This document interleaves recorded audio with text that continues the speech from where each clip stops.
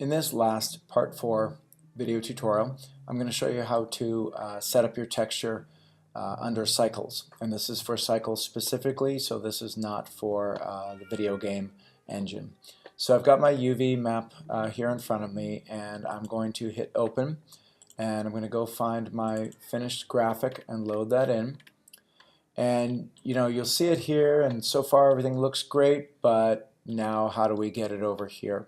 And this is where Cycles is different than, say, the game engine. The good news is that it's actually easier to set this up in Cycles than it is the game engine, just less settings. So all I need to do is come over here to the material panel, and here's my building material. And all I need to do is come down here to where it says color and click on the little gray dot over here on the right hand side, and then choose image texture. And then it wants to know what image texture I'm going to use, so I can hit open, but I already have the image loaded up, so I'm going to click on the little image browser and choose my image. And now it's actually working, but you can't see it because I have to tell Blender that I want this window to show textures. So I have to come down here to the viewport shading button and change it from solid to one of these others here.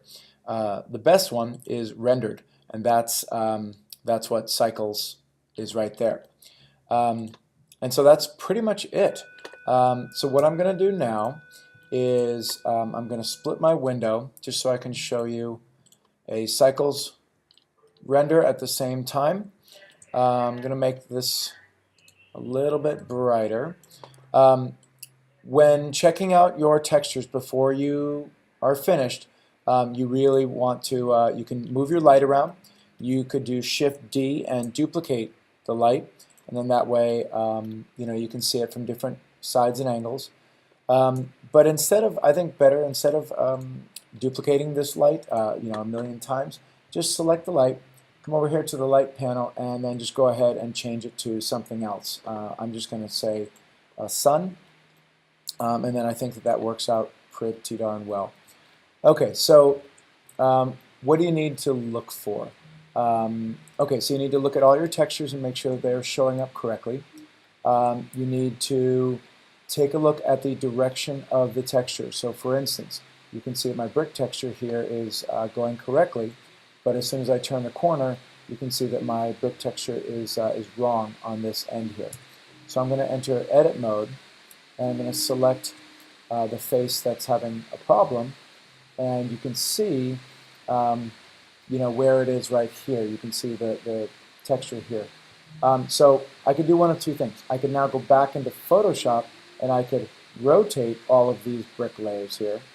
But if I rotate the texture, if I rotate it 90 degrees, you'll see that it actually corrects itself. The only problem here is that it needs to be moved. So I can just go ahead and I can press G and grab, and I can just move it right over it like this. And there we go. Okay, let me change one thing here. I just noticed. There we are.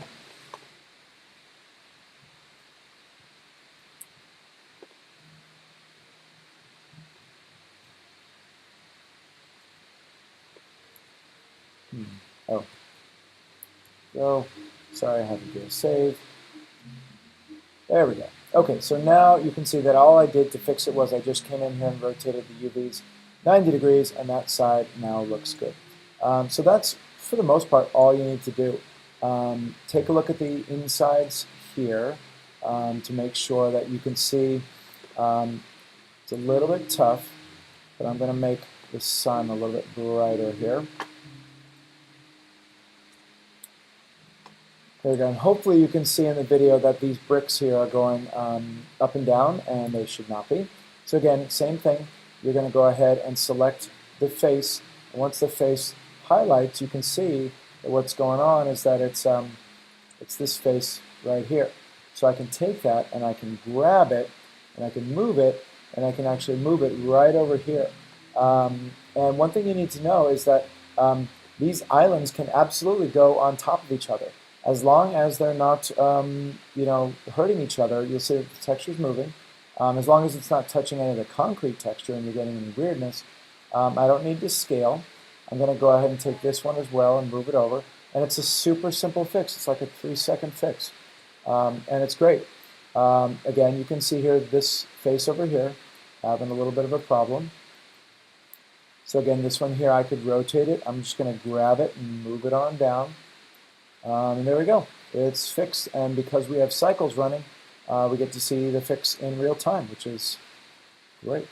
So that's pretty much it. Just go around, check all your textures, check the orientation, the direction that they're going, check their scale. If your asphalt texture looks too big, then you're going to need to come over here and maybe select your asphalt texture here and scale it up. And you're probably going to have to go into Photoshop for that and see what you can come up with. But that's basically it. That's how you bring a texture into Cycles, and then a couple quick little edit tricks. Okay? I wish you luck.